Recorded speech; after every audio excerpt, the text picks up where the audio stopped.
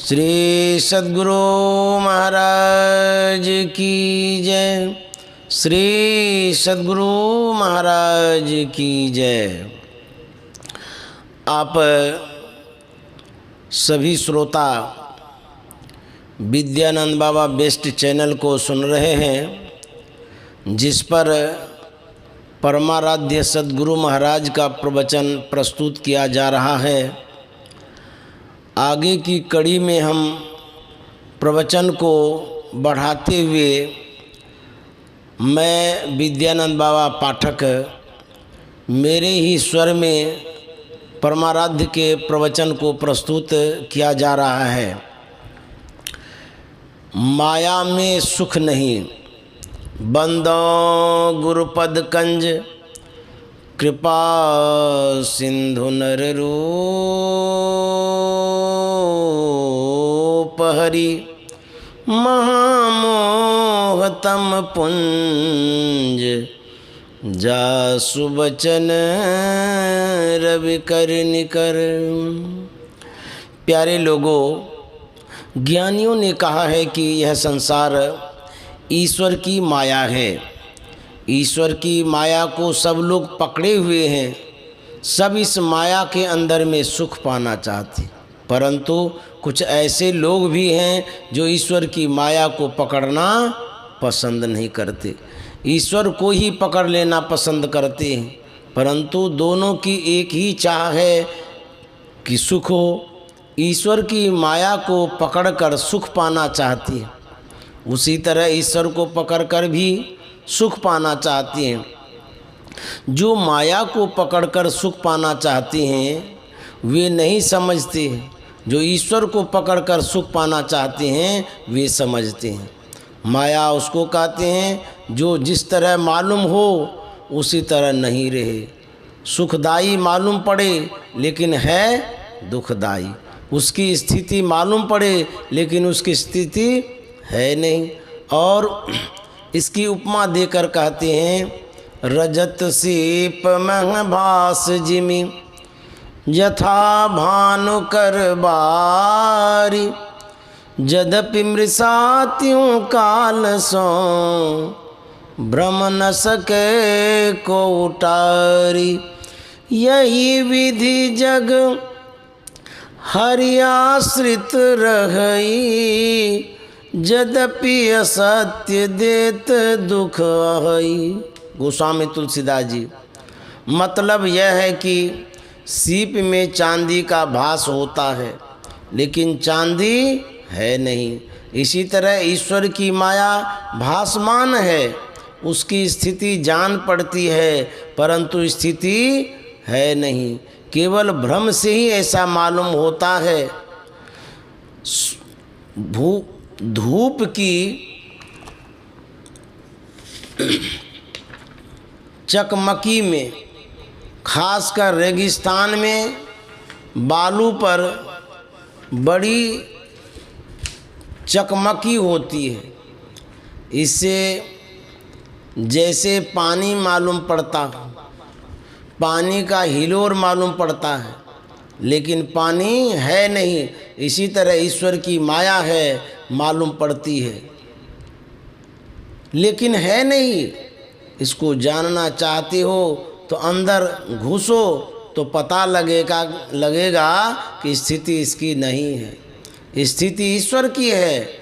जो ऐसी चीज़ है उसको पकड़कर यदि कोई सुखी होना चाहते हैं तो उसको पकड़कर कैसे सुखी हो सकते हैं।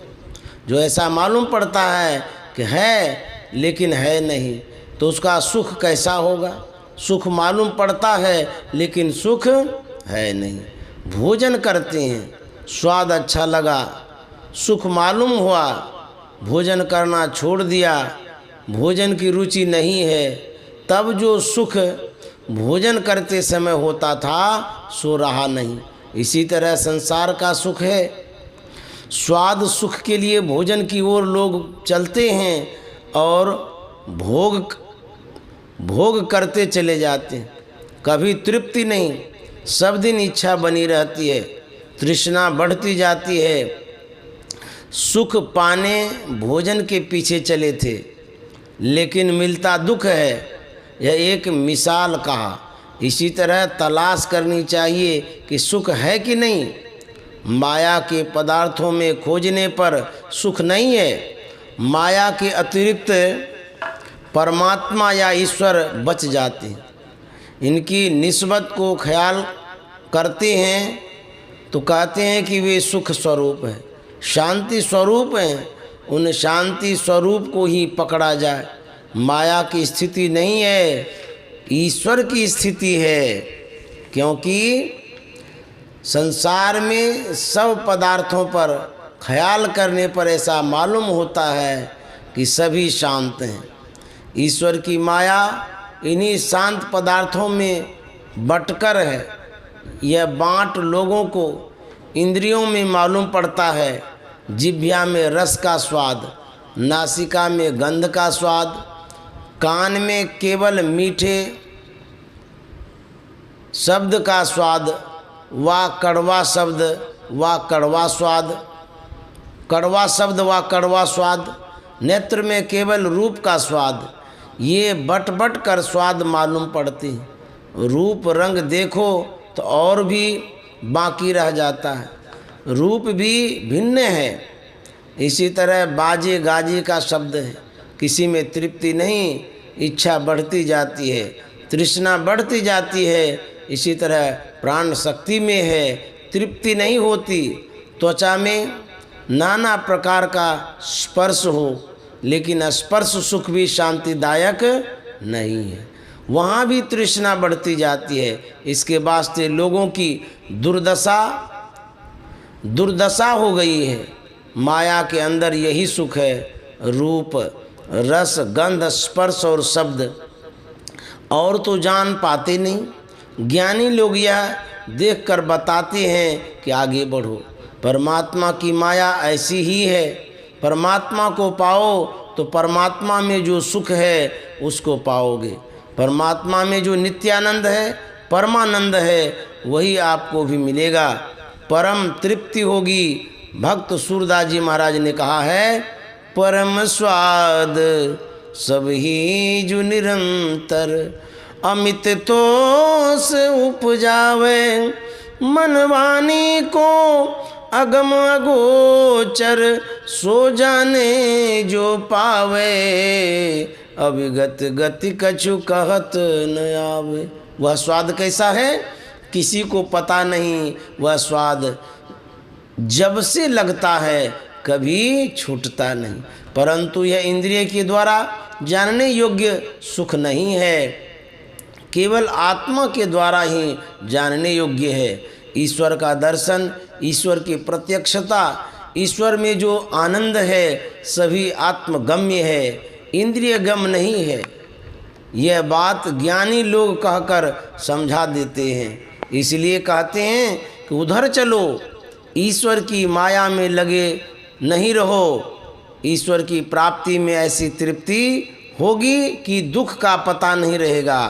संसार में किधर चलो, उत्तर दक्षिण पूर्व पश्चिम, संसार में किसी तरफ जाओ, इंद्रिय ज्ञान में ही रहना पड़ेगा। इंद्रिय ज्ञान में कभी तृप्ति होती नहीं। ज्ञानी लोग कहते हैं अपने अंदर चलो। अपने अंदर में हो सही, लेकिन जितने अंदर में हो उससे और अंदर में जाओ। जैसे बाहर संसार विशाल है, उसी तरह अपने अंदर का संसार विशाल है। जागृत में रहते हो, स्वप्न में रहते हो, सुसुप्ति में रहते हो, इनसे ऊपर जाओ। तीन अवस्था में सोया रहता है।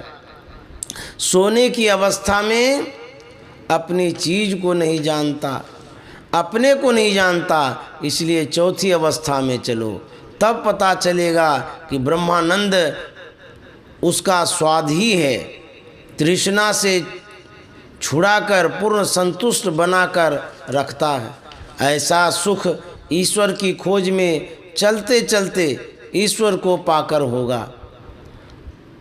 अपना भी ज्ञान नहीं है, अपनी भी खोज अपने अंदर करनी होगी। सबको प्रत्यक्ष है कि शरीर नाशवान है, शरीर छूटता है, इसको जला देता है, गाड़ देता है।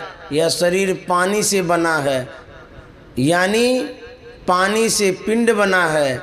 फिर बचपन और जवानी आई, वयस बढ़ा, वयस के अनुकूल शरीर बढ़ता गया, सुंदरता आती गई और फिर वह सुंदरता नहीं रहती।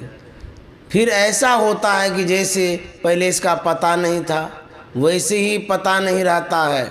हर एक को यह विदित है कि मैं अपने शरीर में हूँ, इसलिए अपने अंदर खोज करो, अपने अंदर रहकर ही आत्मज्ञान होगा।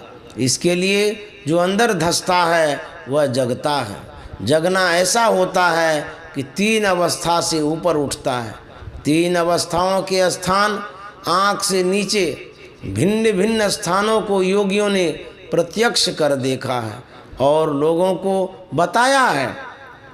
इसका पता योग के ग्रंथ में है। साधक को ग्रंथ के अनुकूल अपने आप होता है। अंदर में जो आँख से ऊपर उठता है वही यथार्थ ज्ञान पाता है। ऊपर की ओर उठना वह काम नहीं है जो संसार में है। इसमें तो यह काम है कि अपने को फैलाव से सिमटाव में लाओ। यही चित्तवृत्ति का निरोध है। इतना समेटो कि फिर उससे अधिक सिमटाव नहीं हो।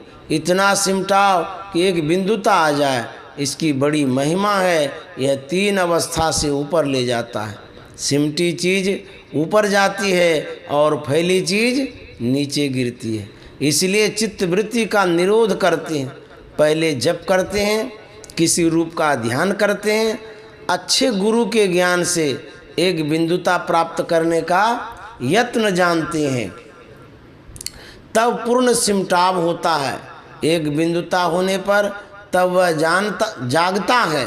वह देखता है कि सकल दृश्य निज उदर मेली, सोवे निद्रा तजी योगी, सोई हरि पद अनुभवई परम सुख, अतिशय द्वैत वियोगी, शोक मोह भय हरस दिवस निश, देश काल तह नाही, तुलसीदास यही दशाहीन, संशय निर्मूल न जाही, रघुपति भगति करत कठिनाई।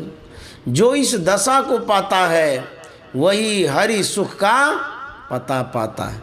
गोस्वामी तुलसीदास जी ने एक पद्य में कहा है, 3 अवस्था तजहूँ भजहूँ भगवंत, मन क्रम वचन अगोचर, व्यापक व्याप्य अनंत। भक्त सूरदास जी ने कहा है, अपुन पौ आपू ही में पायो। संत कबीर साहब कहते हैं, परमात्म गुरु निकट विराजे, जाग जाग मन मेरे। परमात्म गुरु अपने अंदर है, तब इससे निकट और क्या होगा। 3 अवस्था में रहकर कितना भी ज्ञान बक जाओगे, कितना भी ज्ञान पढ़ लोगे, प्रत्यक्षता नहीं होगी। 4थी अवस्था में जाओ। इसी को कबीर साहब ने कहा है, जगो परमात्मा प्रत्यक्ष होंगे। इसमें बात है कि कब काल ग्रस लें ठिकाना नहीं। इसलिए शीघ्र सद्गुरु की खोज करके उनके चरण में लगो, ध्यान करो, माया की ओर से छुटाव होगा। पूर्णता की ओर चलकर पूर्णता में पहुंचकर पूर्ण होगे। वह पूर्णता क्या है? परमात्मा। चाहिए सद्गुरु, सत्संग, सद्ज्ञान जो जानते हैं, सद्भाव की युक्ति जानते हैं, अपने साधन करते हैं, औरों को उसमें लगाते हैं, ऐसे को सद्गुरु कहते हैं। ऐसे की शरण में जाओ, साधन करो। साधन ऐसा कठिन नहीं है कि लोग नहीं कर सकें, सरल काम है। ख्याल लगाना सभी से होगा, कैसे ख्याल लगावें? गुरु से जानो। जो इन बातों को जानते हैं उनको लोग ज्ञानी कहते हैं। संयमी होकर रहो।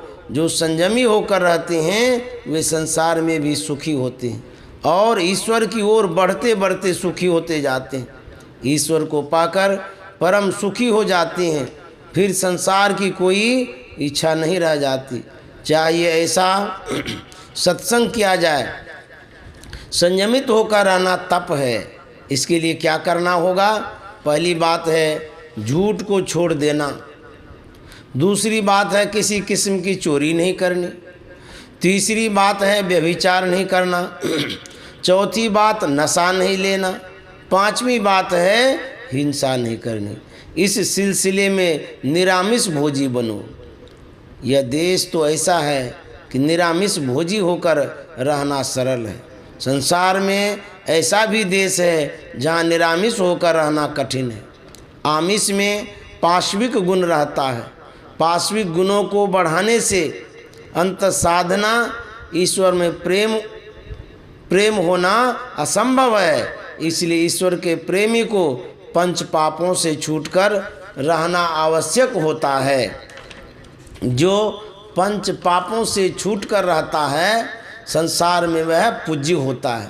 उसकी तृष्णा छूटती जाती है, लोभ लालच छूटते जाते हैं। तब यह छूटने का जो लाभ है सो होता है। न पैसा बहुत चाहिए न अन्न बहुत चाहिए। अब गुणों को छोड़ता हुआ सद्गुणों को ग्रहण करते रहने से संसार में सुखी रहता है। धर्म वह है जिससे इहलोक और परलोक दोनों में सुखी रहा जाए। जो पंच पापों से छूट कर रहता है वह उत्तम परलोक पाता है और अंत में परमात्मा को भी पाता है।